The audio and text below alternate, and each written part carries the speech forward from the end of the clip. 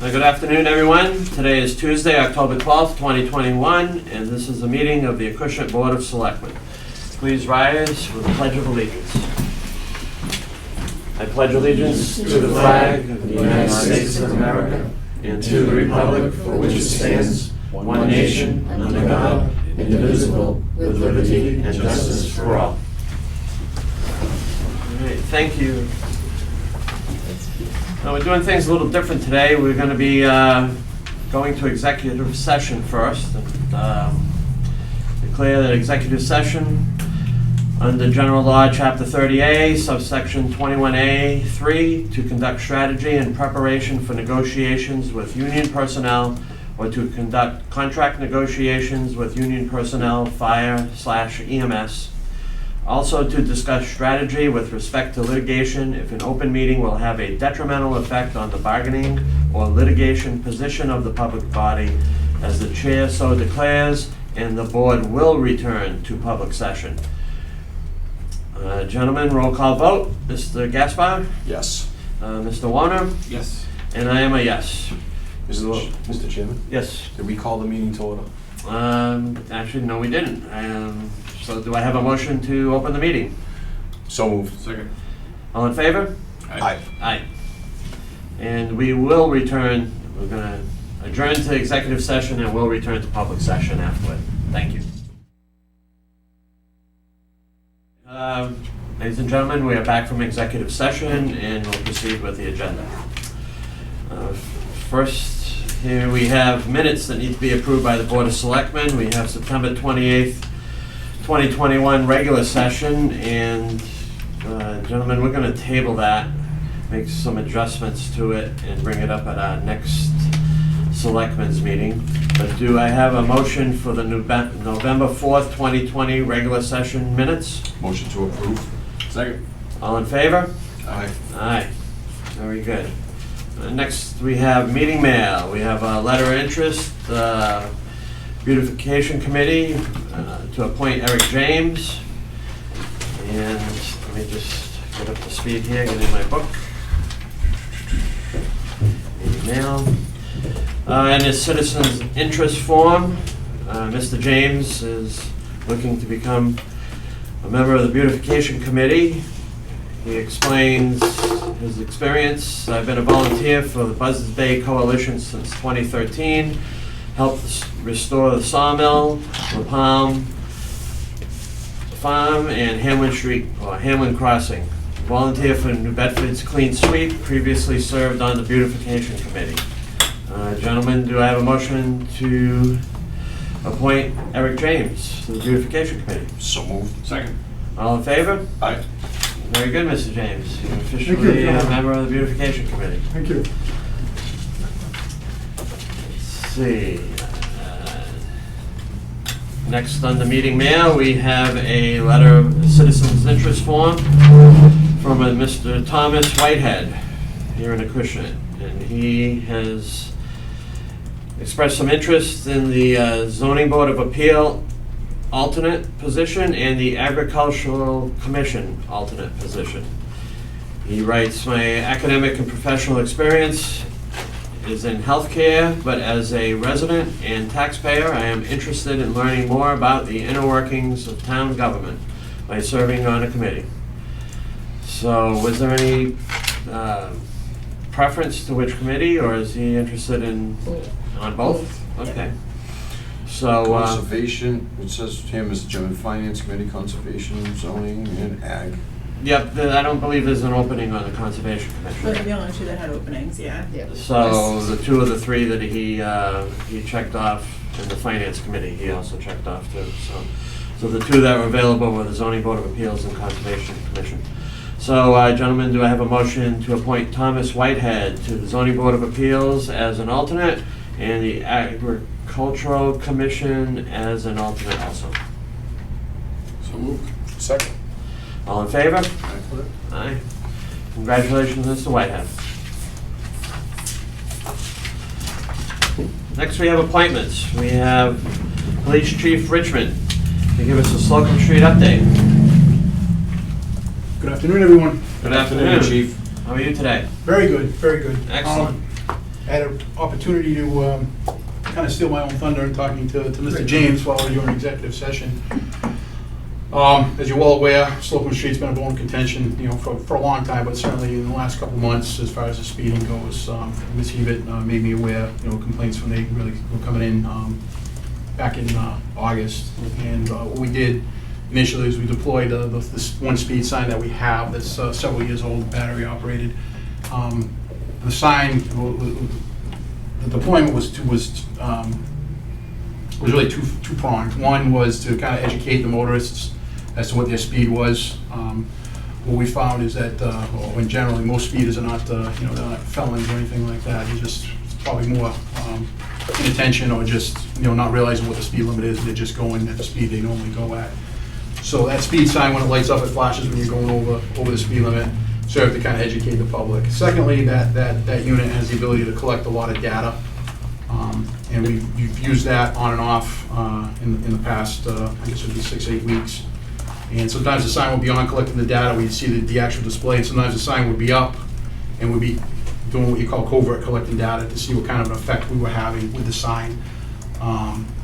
The other approach was we had offices, have had offices and continue to have offices out there, is what we call directed patrols and hitting that area, as Mr. James can attest to, fast and furious, at all times of the day. What we're able to do is focus on certain times of the day based on the data we collect from the sign. If they were, the average speed was up, say between 4 and 6 p.m., we'd have the officers there, running radar and conducting traffic stops. So the board, about a month ago, initially approved a second sign, a solar sign, which would kind of get us around the battery issue we were having. That sign's probably still about 3 or 4 weeks out. I talked to the vendor today. In further conversations with Ms. Hewitt last week, or actually the week before, and what else we could do over there was we actually looked into the availability of erecting permanent speed signs there, very similar to some other communities in the area have them. A better display, if it's going to be a permanent sign, we could have the DPW put a pole, in the area where it needs to be, as opposed to just using these temporary signs with the closest pole or telephone pole or something like that. So I believe she probably forwarded you the estimates in the catalog. There's a couple options we have with those more permanent signs. They would be solar as well, so we wouldn't have to worry about batteries going down. But I really think that the signs are definitive. Permanent signs are very definitive first step in that area. It's a highly traveled thoroughfare, especially with the construction, on South Main Street. You get people that try to cut around, because they think they're going to get caught at the intersection, things of that nature. So I'm strongly in favor of the permanent signs. I can tell you, based on data collected from the initial sign, that the flashing, when we have it on flashing, that it tends to reduce speed in about 30% of the operators, whether they're speeding or not, just the flashing sign. And overall, the data says of the vehicles that are speeding, what we would call egregious speeders that are going 15 miles over the speed limit, it's reduced their speed by 40%. I'm not saying they're going from, say, 50 to 25, but they're going from 50 to, say, 30, 33 or something like that. So they are having an effect on the general public. We're not going to abandon Slocum Street, and once we get the signs, we're going to keep the offices. They have assignments in different areas. We move around problem areas of the town. But I really think that the permanent signs there, I think it'd be a small investment, to the safety of Mr. James and his neighbors over there, and I think would help us do our job as well, because people can't say, oh, I didn't know how fast I was going, or Right. things of that nature long term. So you're looking at that speed alert 18? That one's nice. Or is it? The difference, that's the highest end one, and for the difference in price, Right. I think we get the biggest bang for our buck on that. We get a good display on that, Mhm. and you actually get like a feedback. If you're going too fast, you can program. I know that's kind of bells and whistles, but I think that where they're going to be permanent signs, I think that is very similar. You'll be able to see if they're... Correct. you know. Those signs, we'll be able to collect some data as well. It won't be as elaborate as the signs that the one that we have, and the one that's on order, but we can always deploy the one that we have on order covertly there to collect more detailed data. Or they could be applied somewhere else in town, Correct. too. Yes, then that would be the idea, of moving around to where the issues are. Mm-hmm. Good, good. So the idea is to have one in each direction on Slocum Street all the time permanently. Correct. I really think that would help, and like I said, we'll work to determine the location between Sergeant Matt and Mike Madden, who's kind of my point person on traffic issues, and Mr. Menard from the DPW to get the poles erected in the proper places. Sure. And this one that you plan on, the two that you want to purchase here, Chief, it collects that data or takes snapshots? It collects more basic data. It's not as elaborate as the other ones, the one we have and the one we have on order, because those come with a software subscription. We can always upgrade these if we need to, but we can also deploy one of those signs that we have or on order to collect that same data. It collects basic data, probably like average speed per hour, number of cars, whereas the other one, you can actually break it down into, the speed per hour. The other one was more of a 24-hour period, so, but we'll have the ability to go back and use the other devices to collect the more detailed data should we need it. But can it do the snapshot of a picture, so if it's a repeat speeder, we can have that data transmitted over to PD? The signs that we have, we have the ability to do that. Not these? Those do not have that ability unless we subscribe to the software subscription, which we can always upgrade to that, but I think we can start with these two and the existing, I'd say two, one's on order. Do these at least have the capability of telling you in the PD when the speeding's occurring and keeping that logged in an internal database, so that when our PD, any officer wants to look at it, whoever you put in charge of it, can actually say it's most of the speeding's occurring between 3 and 4 p.m. or 5 and 6 p.m. Yes. And then at least then we have that data, and We'll have the somebody ability, over yes, there. we'll have the ability to get that basic data off those signs, off those units. That's pretty good right there. So, Julie, we need to appropriate more money for the additional cost? Yes. We So- appropriated $5,000, and now we gotta go up to 9376, I Yes. believe. So I guess, gentlemen, do we have a motion to, is this from a reserve fund transfer? What that would be, what we Yes. have? Yep. It's okay, so the motion was at 4376. Just go 4,500 and round up, or go to $5,000 to give Okay. the chief a little flexibility in cost. Very good. I'd go for an extra $5,000. The motion to approve a $5,000 reserve fund transfer for the purchase of these two signs for Slocum Street. So moved. Second. All in favor? Aye. Aye. Very good. Mr. Chairman, while we're on this subject, I just, if the board's okay with it, ask the chief between, as we get into budget season, really dig down and do an assessment of what type of things like this you may need from a capital expenditure standpoint, just for us to consider, rather than doing it when we get complaints. Like, do an overall assessment, because we're gonna have a lot of money coming our way in the form of ARPA and all these other pots of cash for one-time expenditures. And I think something like, to address public safety, it's not just Slocum Street, it's Hamlin Street, it's Quaker Lane, it's Lake Street, it's Peckham Leonard Road. Street, it's Peckham. Nice. We got a lot of major thoroughfares that I think if we can have a comprehensive look at it and be prepared to make that decision, I think that would be well received. Will do. Absolutely. I agree. We have 3 officers per shift, right? Mhm.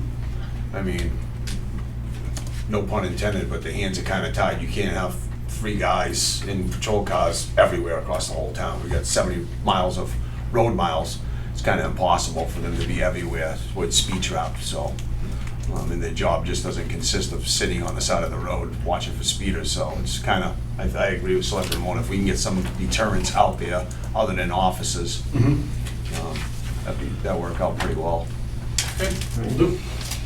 Right, thank you. Oh, Mike, second half of the discussion. Oh, yes. You got some 4-way stop signs? You got some, Well, yeah, I was talking to Mr. James, we were talking about I know it had come up in a previous meeting, a discussion about putting a 4-way stop sign at the intersection of Slocum and Nye Avenue as a means to slow down the through traffic there. And, Julie's request, I did some research. And to be honest with you, our ability to do that for that reason is really limited.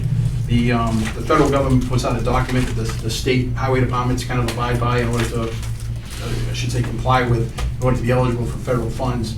And as far as adding stop signs, it's expressly prohibited to add a stop sign for the purpose of slowing or stopping speeding, deterring speeding. Well, So I saw that in the information that you sent. It says yield or stop sign shall not be used for speed control. Correct. So, Even if we were to pursue that, say, hey, we're gonna kind of throw caution to the wind, and we're gonna still look at it, we'd have to do a speed study, which would be done outside the department by an engineering, a traffic engineering firm. But knowing full well the end result was that we can't do it solely for that reason. But as a result of that speed study, we might kind of learn that the speed on Slocum Street, the posted speed might perhaps be increased, because the speeds are set by indirectly, to be kind of simplify it, because I'm a simple person, is they take the 85th percentile of the average speed of the street, and they kind of, there's a formula they work off of that. So if the speed, that's posted 25, and right. there's an off chance that as a result of a speed study, we would have to increase the speed. The speed could increase. But to do that speed study, or I should say, to do that traffic study for something that we know that we can't install a stop sign for, I think would be kind of throwing good money after bad.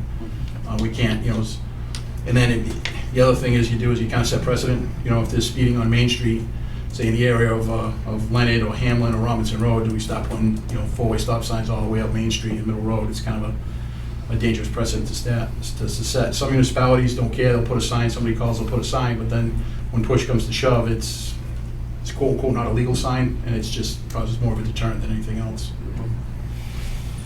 Very good. I mean, I'm satisfied with starting with the speed signs and seeing how the results come from there. So, And like I said, we're not going to abandon Slocum Street. The officers will still be doing their directed patrols in those areas at various times, as they have been, even prior to 2 months ago. But we've just really increased the focus there in the last few months, and there's no. I think the data that you receive from these signs anyway is gonna give you more of what you need to do. So you can get that We can narrow it down. officer over there at a certain time where the speeding is mostly occurring. I don't think it's just randomly. I mean, I know you got occasional one or two offs here and there, but It's the morning and evening commutes for the most part, and then you might have- lunchtime and things of that nature. Yeah. I mean, you get, again, like you said, like I was talking to Mr. James, you get an occasional person that's, looking to see how fast they're going. It's when you have the display going, they want to see how fast they can go, or they just have total disregard for everybody, and they're going to go. But those offenders are few and far between. We got tax strips at that point. Yeah. Just chuck them out in the street. Those, the residents have those. That'll solve the problem. Get it on. yeah, okay. Right, thank you. Very good. All right, Thank you very much, Chief. Thank you, Chief. Have a good evening. You too. Okay, next under appointments, we have the Director of IT, Chris Oliver, to talk about community impact grants. Good evening, Chris. Good evening, Mr. Chair. How are you? I'm doing very well, thank you. And yourself? Good, thank you. Mr. Gaspar, Mr. Warner, how are you? Very Good to see you. So, Ms. Heber asked me to come this evening to speak in regards to the upcoming IT Community Compact grant that we're going to be applying for. And I just want to give you a little update on what we're looking at doing, and at really no cost to the town. This is directly this is a competitive IT grant through the state. So let me just take you back a few years, and then I'll be more than happy to answer any questions that you may have.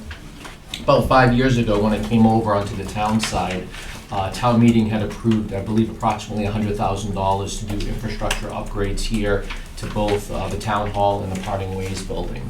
We were able to accomplish wiring, putting all new wiring, Cat6 cabling in both buildings to all the computer terminals. We also purchased a number of new servers, all new servers actually. We relocated them. At that time, they were up in the finance office. They're now in a climate-controlled IT room down in the basement. And in addition, we were able to upgrade our phone system, and we went to a consolidated phone server system that's server-based. One of the main pieces of equipment there, it's called our core switch. So what I'm leading to is what we're going to be looking to use the funding for that I'm applying for.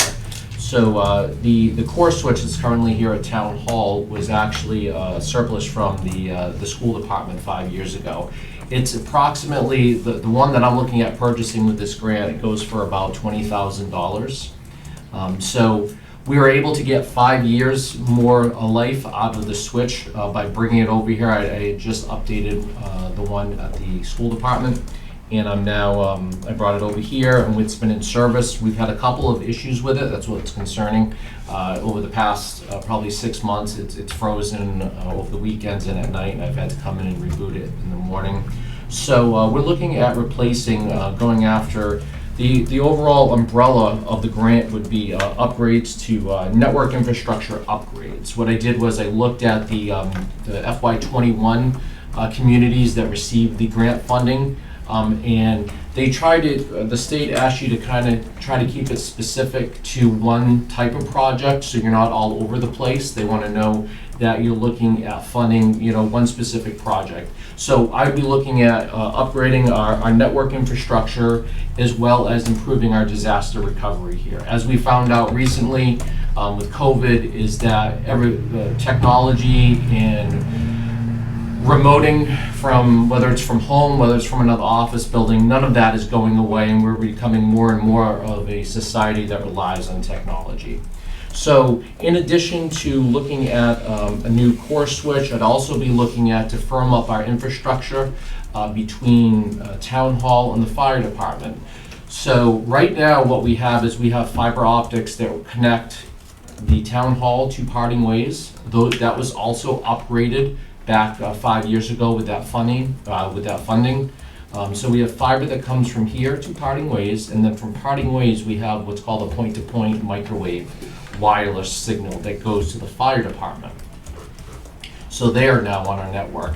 It's worked, however, the industry standard is fiber, and it's such a short distance from parting ways to the fire department, and it really just makes sense because we're all on one campus. They're also public safety, is that I'd be looking at bringing fiber from the parting ways building over to the fire department. So that would be the second piece of the grant that I'm looking at going after. And then I'd also be looking at improving our UPS, our battery backups here. Over the course of the past year or so, we've had some issues in which we've had some power spikes. We do have battery backups. I went kind of on the, because of funding, back 5 years ago, I went in the ballpark of about $450 to $500 UPSs. Those are kind of low range. I'd be looking at purchasing somewhere in the ballpark of $3,600 to $4,000 battery backup units. Now let's remember, battery backup units, they're designed for a couple of purposes. One, to keep that voltage regulated if there's any kind of spikes or anything, brownouts. But ultimately, because we have a generator here at Town Hall, it's really only meant to keep those servers up and running for the 10 to 20 seconds it takes for that generator to kick in. Once the generator kicks in, then the battery backups have done their job. The concern is, as we all know, that nothing likes just having the power pulled out from underneath it, especially not, $8,000 to $10,000 server arrays that if the power is out, if something happens with these, with the battery backups, they are already 5 years old. I have replaced the batteries, but I'm looking at a more reliable battery system here at Town Hall. And then the final piece would be to look at, while we do have data backups, we run nightly incremental data backups of our servers, our server infrastructure here. I'd be looking at some appliances to improve our disaster recovery. Once again, as we know, everything is relying on the digital age, storing everything. Whether, we keep right now the way it's set up, just so the board is aware, our data here is backed up locally. And then what happens is every night there's a transfer off-site to the school department, and the school department's data gets transferred here to the Town Hall server room. Because God forbid there's a fire, there's something catastrophic in one of the buildings, that you want an off-site replication. So I'd be looking to improve, once again, it's 5 years old, the appliance that we have, so I'd be looking to upgrade that as well. So what we're talking about here for dollar amount, I did get some estimates from several of the vendors, but we're looking at somewhere, I'm gonna be going after somewhere in the ballpark of $50,000. For the grant? For the grant. Which is a competitive grant. And looking at what some of the other municipalities have done, I think that's very reasonable. Some have come in under, some have come in over. But the general award seems to be somewhere like in the $30,000 to $75,000 range, if I had to make an average. Mr. Gaspar? So Chris, with say the total package, $50,000 for all the things that you just mentioned, say we were lucky enough to get $30,000. Are there components, I would think that you're smart enough to know that there's certain things that we can still do with the 30 grand without completing the whole package? Or is this something that has to be totally bundled into one package to make it all happen and work the way you just described it? Of all No, the things. yeah, sure. So no, we can certainly, if they only approve us for a certain amount, we can certainly do an à la carte section. Ultimately, for me, the number one priority is getting that new core switch here, because the whole entire network for Town Hall and Parting Ways relies on that core switch And to work. as far as the battery backups, you call it UPS? It's UPS, right? Like the delivery company? Yes, it is. Okay, UPS. so the Uninterruptible power supply. Okay. You said that the ones that we have now, they're, cheap models, they're good for the 20-second interval from when generators Yeah. power up, and then they shut back down and they get off that power supply because they see that I have power supply again, they can back off. The ones that are $3,000, $3,500, whatever they are, $5,000. Yeah. What's that capacity that they can do in case generator power goes down, generator faults out? Sure. It's out there. It actually, I think, the first year that we did the install, that did happen, that there was a storm and the generator failed. It didn't come on. And What's the capacity for So bigger, sure. more expensive battery backup? There's a reason why you're going that route. Yeah, so there's two reasons, Mr. Gaspar. The first reason is that the electronics in them that would cost you more money. It basically, that threshold to kick over, because servers don't, and IT infrastructure in general, don't like lots of power fluctuations. So the limit, it's going to be a greater, I don't want to say limitation, but a greater threshold there for them to kick on and off. So the electronics definitely makes it up, and with the electronics comes, you're able to hook these up to a server or to a computer. So say that the generator doesn't kick on. You can set these up so they will automatically bring down the service gracefully before they run out of battery power. So that's one piece of it. And then, of course, there's, yes, the battery. The more money you go, you can certainly get bigger batteries, bigger models. Sure. Like the one, for example, that we just purchased over at the police station. We're replacing the one at the police station. Is literally this high, this big. It's got to serve its purpose of up the server room and E911 dispatch and everything. So you can get, the ones that I'm looking at are probably probably about 2 feet wide, couple of rack spaces tall. So that you say rack space. So I'm a little bit into this. Yeah. I'm not too much of a techie, but I do a lot of investing in these kind of companies. There's actually companies called Rackspace, and you can actually add on to this if need be. So yeah, speak of there are some models that you can certainly just plug in if you're looking for more battery capacity. There's certainly more models there's models available that you can literally just plug a bank of batteries into if you want that increased capacity, power capacity. Okay. Yeah. Cool. Thank you, Mr. Chairman. Thank you. Oh, you're welcome. Any questions? No, I'm glad to see this. I mean, we're gonna take care of these IT upgrades, and I think there should be a rolling conversation. I'd like to see you here more often than not. Sure. Yeah, happy to. And I think it's really important, so thank you.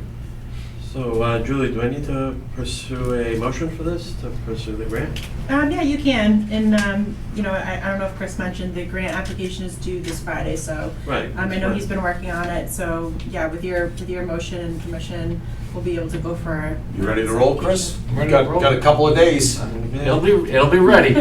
Do it. So, gentlemen, do I have a motion to pursue and apply for the community compact So grant? moved. Second. All in favor? Right. Aye. For the technology that Mr. Oliver just described. Very Good luck. Thank you very much. We're rooting for you. I appreciate it, Mr. Gaspar. Mr. Chair, if I may, just really quickly, one of the other pieces, I'm not sure if Ms. Hebert had the opportunity to let you know, is that in the springtime, that the state's going to be coming out with a municipal fiber grant opportunity for municipalities to apply for a grant up to $250,000, I believe it was, to basically, and this is what a lot of municipalities are doing, even locally here, going after basically creating and building their own fiber infrastructure in the town, connecting all the municipal buildings. So that is something that I look forward to presenting to you probably, in the late winter time when I have a better idea on the scope of it. But that is another grant opportunity, competitive grant, that up to $250,000, which would essentially consolidate all our services, our internet and everything. So we'd actually have our own private fiber infrastructure connecting police, EMA, Council on Aging, library, town hall, parting ways, all of it to the school department. So it'd be a way to send voice, data, video, such as we could use this for our cable system to go live from different buildings when we wanted to. So there's a number of opportunities. So I just wanted to put that out there for you. And just one quick question, is this something that's installed on the ground? Is it on the poles? Yeah, so it would be aerial. It would be Okay. aerial basically in that space that's for fiber optic communications. Okay. Mr. Gasper? Is what you're talking about, because remember a few years back, Chris, we had a conversation about the fiber optic, I think that you presented to the board several years back, from the school to the PD, Yes. was the starting point?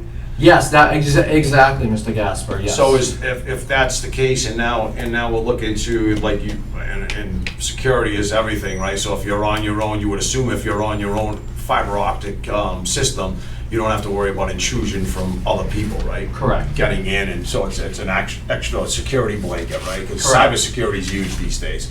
And a lot of people spend a lot of money for cybersecurity. We're seeing the attacks all the time, right? That's right. I mean, people watch the news.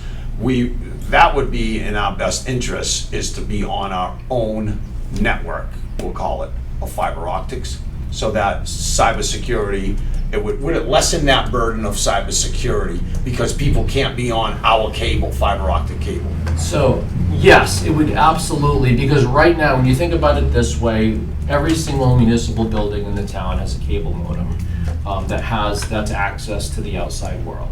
That cable modem provides access to the outside world. What I'd be looking at doing is I'd be looking at essentially buying internet in bulk, bandwidth in bulk. So instead of having a cable modem with in some instances, a very low budget firewall, depending on what municipal building we're referring to, but buying internet and bandwidth, bringing it in either through maybe, the ideal place would probably be either the police station or the school department, because they're the two, for infrastructure wise, the two most robust infrastructure. So what we do is I purchase 3 gigabytes of bandwidth, get a hefty firewall that's like leading top notch, and then that firewall would be the barrier to the rest of the town. So, and then only thing that would be on our network would be our traffic. Would just be the municipal traffic. And that would be protected through the firewall. Correct. Yeah, I get it. Yep. That's awesome. That's what we're looking at doing. Yeah, I think that's critical that we look in that direction nowadays, with cybersecurity being one of the highest priorities amongst big government, right? Well, the state We're seeing just, the hacks everywhere. I just had the opportunity, the state had the first really cybersecurity summit last week. It was virtual. Lieutenant Governor spoke, the FBI special agent out of Boston spoke, a number of high profile individuals spoke about, and this was specifically on municipalities, and how important cybersecurity is. Mm-hmm. And because they saw during the pandemic the scope and depth of the cyber attacks that happen specifically on local towns and governments. Excellent. Very good. Thank you for your time. Thank you very much. Thanks. Good luck. Thank you. Yes. Next on the agenda, we go to old business.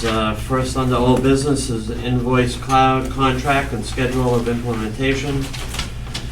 Gentlemen, if you remember, last meeting we had Treasurer Collector Kathy Muller come and give us some choices about different ways that the citizens of Acushnet can pay their bills online. And Mr. Lona, you brought up, well, it was included in our choices, but Invoice Cloud, you're a user of that program in New Bedford. Yeah.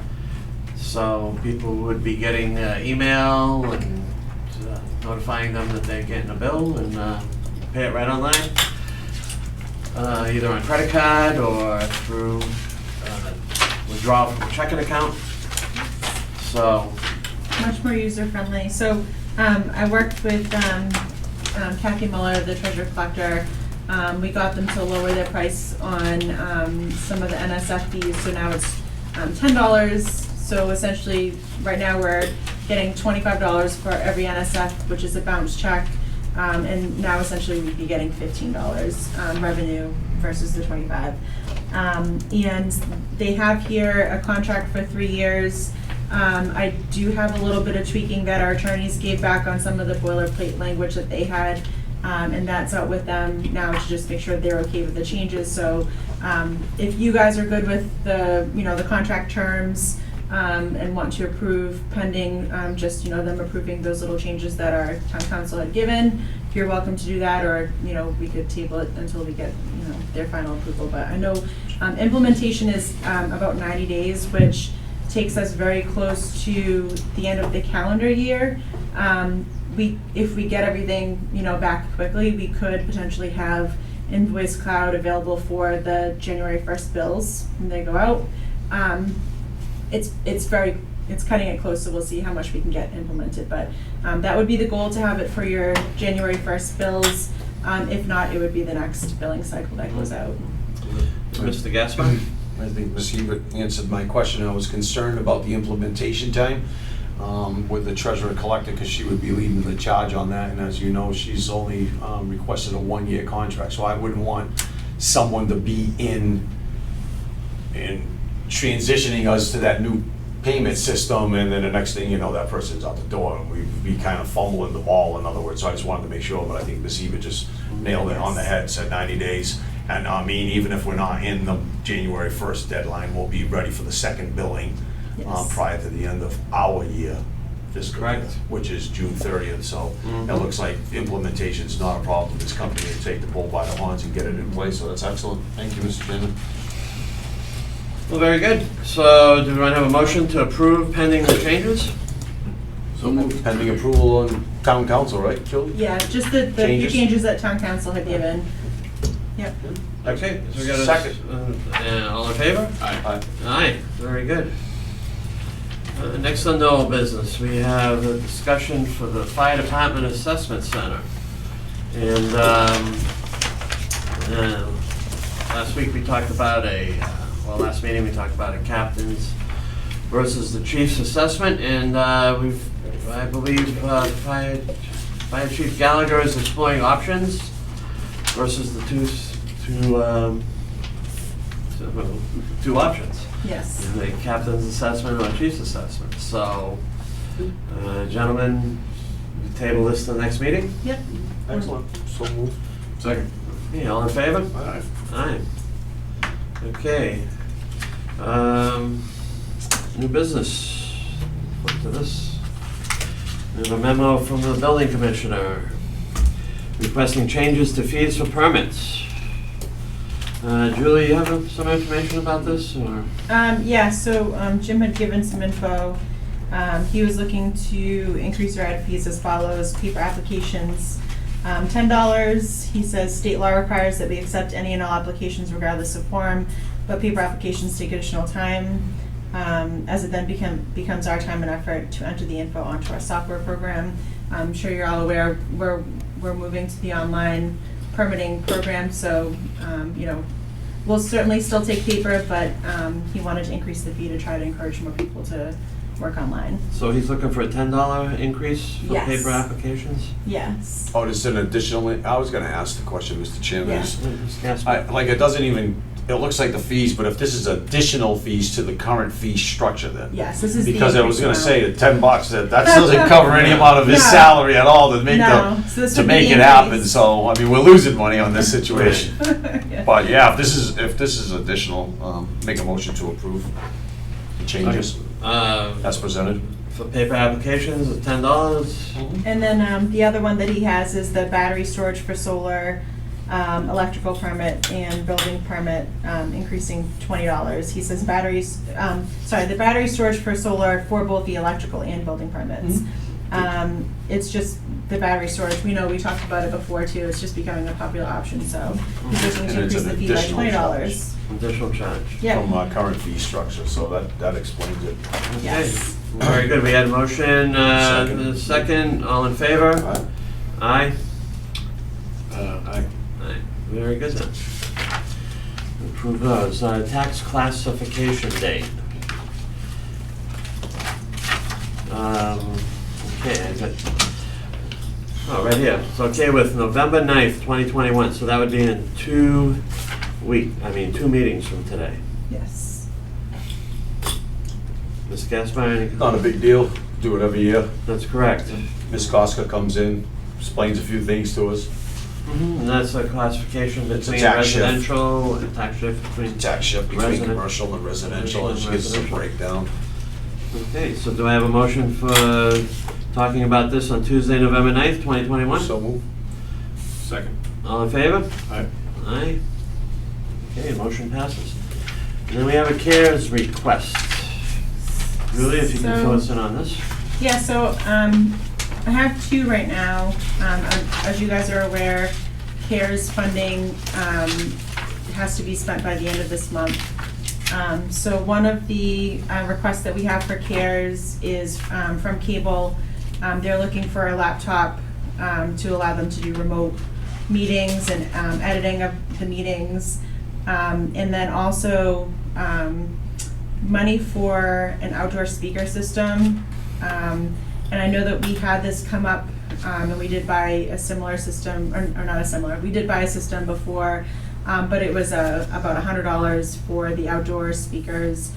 This is in the $1,000 range, so this would be something that would accommodate a larger ceremony, like, you know, the fire ceremony we had, or veterans, if we have a veterans ceremony this year. So it's just a more extensive system to allow for a larger outdoor ceremony. So they were hoping to get the laptop, and like I said, it's a little over $1,000 for just a bigger PA system for outside. Okay, well, we are having a Veterans Memorial Service on Veterans Day. One which would is- hope. No, well, I received a letter from Ron Cormier, saying he's trying to put something together. So, We didn't get one last year, so. yeah, so, Hopefully. so I think. It is something that I was talking to Ms. Heber earlier today, Mr. Chairman, that we actually borrow Tommy funds from the Board of Health when we do the veteran ceremony, the PA system. So I think it's something that the town should have possession of, one, for all different ceremonial issues that we have. If So it's we're CARES, not- I'd say get more than one, Yeah. right? So there's that, and then the other, and this might end up being covered by FEMA, but again, we're looking to just try to spend our money down for something that's useful for the town. We're looking at some more of the electric signs, similar to what we have out here in the parking lot, that EMA and DPW each have one. Hoping to get 4 or 5 where we could put them up throughout town. They'd be on the trailers so that we could move them, but I think it's a good idea to leave them in certain spots so that when we have any kind of notification, emergency or otherwise, you know, even town meeting, if people don't have the Facebook or they don't have the phone for the reverse 911, at least, you know, if they're driving by, they might see the notifications. So those are in like the $20,000 range, but again, FEMA's covering them where they're solar. The town of Dartmouth has put up a bunch that they also, I know, purchased through FEMA and CARES, and I think it's, you know, it would be a helpful thing for us as well. So FEMA most likely will cover it, but in case they don't, you know, it'll apply to Do we have CARES. enough inside of the CARES? Yeah, so CARES is, you know, when I talked to Melissa, she says that we still have a little over 100,000 left. So it would be enough to cover it if FEMA didn't, but when she talked to FEMA, they said that if they're solar powered, they are covered. So I'm also looking at upgrading the sign that we have out here that keeps getting hit by people. Too electric too, as part of that. So Only again, like if it's once a year they solar, run into Right. that. So I Move the did location, speak yeah. with somebody at Poyant today. She finally called me back, Okay. and she said that she actually has a meeting with Paula Bailey and Kristen and the Steve, the facility Steve will, person, yeah. Friday. so she said, I was like, oh, well, maybe I'll sit in on that meeting so that way I can hear what you're gonna, Yeah. tell them all together, so that if we're gonna buy one, we can buy 3. I mean, I don't know where they're gonna put theirs, so we can kind of collaborate, so we can at least get the better bang for our buck. The school department's a great spot. It's got a wide open parking lot. They got the spot right out on the front lawn where you can't really Right. miss it. Right. I think it's an excellent idea for getting communications out on the north end of town, the Peckham Road. I mean, Yes. those people, Mhm. when you're living on that side of town, you're traveling out that way. You're not really coming through here all the time to notice a sign in that 2-week period when we're doing these announcements. So I think it's Yeah. great that we Right. can. And it would be easy enough to, like, Bottom as I out was there. talking to her about, we could change the sign from our computer, so Yeah. we don't have to go out there and physically change the sign. Right. It gets to be like a pain in whatever, because Mhm. sometimes I have to go do it, and I'm like trying to muscle up the thing and all that kind of stuff, so it would be so much easier to, And with you the know. solar powered, Yeah. they'd be great for, if there's a hurricane or something like that, getting them set. So anyway, Any so those are the- emergency communications or town meetings, like you said, because a Mhm. lot of people go, oh, I didn't know there was a town meeting. Yeah. Yeah. Like, okay, how'd you not know that? Right. But I think if you put a flashing sign out all around town, and it's a lot better communicated, Main people Street at the can appreciate Friends it. Maintenance House up Mhm. by Quaker Lane, too. Yeah, absolutely, Yeah. that's exactly that's it, and it's nice that it's solar power, you don't have to worry about plugging in. That's right. And it's nice that we can just have Dan or you can't call them kids anymore, they've been out of school for quite a while. Maintenance staff. The young men that work for us in the building department. I still say the Right, same. call them young men, young adults, that they can just jump in a truck and go hitch up to it and bring it back to base and Exactly. store them either here in the garage or, we could leave one in the fire department or whatever. So we'll figure it out, but to be stored indoors when they're not being used is the best way to maintain them, so. Great. Sounds like a good plan. Okay, that brings us down to town administrator's report. I'm good. Okay, selectmen's announcements. Good. And then, Just, the only thing I will say, and I missed the opportunity last time, Mr. Chairman, was, for everybody at home, we got some great farms out there and farm stands out there in the town of Acushnet. Please be supportive of all these folks, and get out there and buy their, fruits and vegetables and jams and honey and all the things to support your local farmers, because they do a hell of a job in the community. very good, Mr. Gasper. I'm just making a little note here. Missed that opportunity last week. And next we have information only, and we'll make this short in the sense that we got a letter from the what is it now? Ocean State Women's Golf Association, who thanks the Acushnet River Valley Golf Course for hosting a great tournament that they had this year, and enjoyed the day, and we look forward to being invited back for this tournament again in 2020. Also from the golf, we have, it's a letter written to the Acushnet River Valley.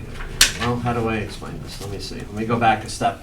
I believe the course superintendent is looking to close the course on Monday mornings between 8 and 11 for routine maintenance of the course at this time of year. Aerating, they call it dressing the greens, that sort of thing. And we also received a letter saying that some players who buy packs of tee times, if you want to call it that, would be affected by that. So I know there's a little bit of confusion there, that sort of thing. I know the golf committee had a meeting last week. I don't know. I didn't get to see it. I don't know what the outcome of it was, but this is... Addressing this concern, Mr. Chair? Yes, yeah. It's Yeah. concerning, this letter, It is to say the least. I mean, I don't know, we've never done it before, and it even talks about lost revenue of $31,000, so I don't know who's made that decision to close that golf course in that Monday morning time frame, but hopefully the golf committee's acting on that issue. Mm-hmm. And once again, the following boards and commissions have vacancies. Please consider serving your community by submitting a letter of interest to the Board of Selectmen. We have 2 alternate vacancies on the Agricultural Commission. We have 7 vacancies on the Beautification Commission, Community Preservation Committee, 1 Housing Authority vacancy. The Cultural Council has 13 vacancies. The Open Space Committee has 1 vacancy. And tonight we filled the Zoning Board of Appeals. Alternate. Seem to be filling some positions lately. Yes, yes. It's good that people are getting out there and volunteering, regardless of your background. If you want to, as one of the individuals did tonight, Mr. Thomas Whitehead, his background wasn't really there for Zoning Board of Appeals, but we're giving him an opportunity to serve on that board, as we would for most individuals. So don't think that you have to have a background in certain things. You can definitely educate yourself to that background. So we encourage everybody to do their best to volunteer. Very true, very true. Future business, Selectmen's meeting, Tuesday, October 26th, 2021 at 4 p.m. And gentlemen, do I have a motion to adjourn? So move. Second. All in favor? Aye. Have a good evening, everyone.